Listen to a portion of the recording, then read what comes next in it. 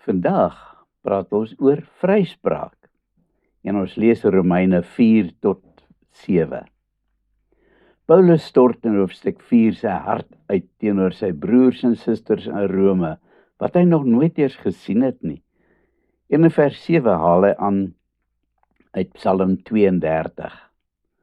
Gelukkig is hulle wie se wettelose dade vergewe en wie se sondes bedek is.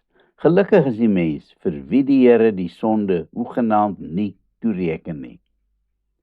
Maar nou moet Paulus eers verduidelik, is hierdie seën slegs vir Jode of geld dit ook vir ander mense? Dan gebruik hy Abraham as voorbeeld om te verduidelik dat dit vir almal geld. Maar daar's 'n voorwaarde en dit is geloof. Abraham het God se vryspraak gekry omdat hy geglo het. En vandag kry ons God se vryspraak wanneer ons in Jesus glo.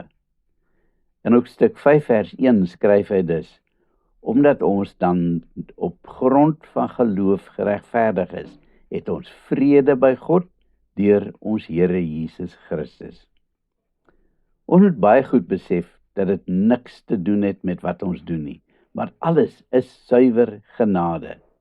Jesus het immers gesterf, nie vir goeie mense nie, maar vir sondaars, goddelose mense. Dit is skokkend as ons so daaroor dink. Hy skryf in vers 8, God bewys egter sy liefde vir ons daarin, dat Christus vir ons gesterf het, toe ons nog sondaars was. Al wat hy van ons vra is om daai geskenk van vryspraak te aanvaar, deur in Jesus te glo. Wanneer jy die dag aanvaar, dan kry jy volle, onvoorwaardelike vryspraak van God. Daarmee saam kom egter 'n verantwoordelikheid. Beteken dit dat ek nou maar kan leef nes ek wil, want ek het mos nou vryspraak? Paulus vra juist die vraag in hoofstuk 6 vers 1. Wat sal ons dan sê? Sal ons in sonde bly voortleef sodat die genade kan toeneem? En dan antwoord hy met 'n baie besliste, hoegenaamd nie. Ons wat die sonde afgesterf het, hoe kan ons nog langer daarin bly leef? Vers 22 plaas hy die stempel daarop. Maar nou dat julle van die sonde vrygespreek is en diensbaar aan God geword het, lewer julle die vrug van heiligmaking, en die uiteinde hiervan is die ewige lewe. Want die loon van die sonde is die dood, maar die genadegawe van God is die ewige lewe in Christus Jesus ons Here. Hierdie hele ding van die wet en sonde en vryspraak is 'n baie moeilike een om te begryp, veral vir die ou Jode wat deur eeue heen gedrul is met die gedagte dat die onderhouding van die wet jou vryspraak gee. Sommige wou dit self so verstaan dat as jy slegs die wet het, dan is jy alreeds vrygespreek. En nou kom Paulus met 'n splinter nuwe gedagte, dat die wet nie nodig is vir jou vryspraak nie. Is die wet dan verkeerd? Was die ou Jode dan al die jare om die bos gelei deur die wet? Is dit dan selfs moontlik dat die wet verkeerd kan wees?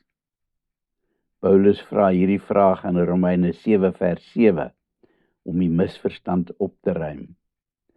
Wat sal ons dan sê, dat die wet sonde is? Hoegenaamd nie.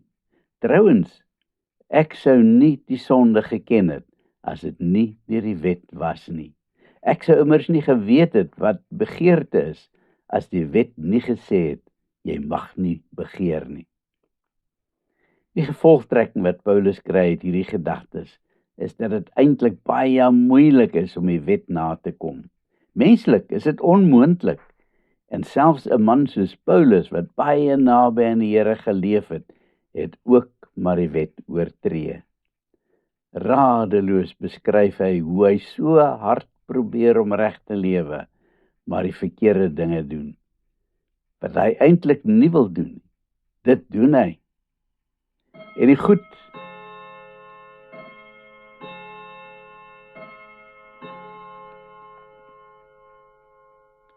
En die goed wat hy behoort te doen, die dinge wat die Here van hom vra, die doen hy nie.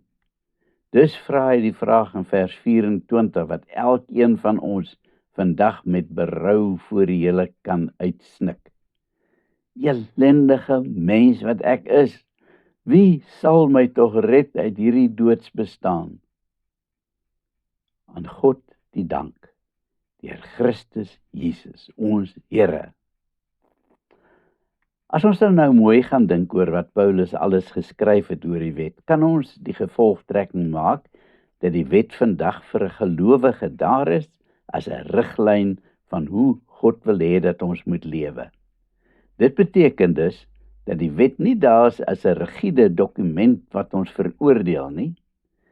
Wanneer Jesus die wet opsom deur te sê dat die bedoeling daarvan is dat ons God en ons medemens moet lief hê, dan vervang dit ook nie die wet nie, maar dit verduidelik die ware betekenis daarvan. As ek God waarlik liefhet, sal die natuurlike uitvloeisel wees dat ek sy heilige naam sal hooghou en hom met hart en siel aanbid. En dit kan ek alles doen as daar 'n lewende verhouding is met Jesus. Hieruit moet ons ook natuurlik vloei dat ek my medemens sal lief hê en so teenoor hom sal optree soos wat die 10 gebooie voorskryf. Die vraag gaan uiteindelik vanoggend dus nie soseer oor die wet en hoe goed ek die wet onderhou nie. Dit gaan ek nie oor die belangrikheid van die wet nie. Dit gaan in die eerste plek oor vryspraak. Het jy al vryspraak gekry? Inderdaad, bied die Here dit vir elkeen aan. Maar vryspraak is alleen moontlik as jy in 'n lewende verhouding met Jesus staan. Die natuurlike uitvloeisel van so 'n verhouding is dan ook dat jy sal doen wat hy van jou vra. Nie uit dwang nie, maar uit liefde vir hom. Kom ons bid. Here, dankie dat U my vryspraak gegee het. Ek wil so graag doen wat U van my vra, veral om liefde uit te leef op alle vlakke van die lewe. Amen.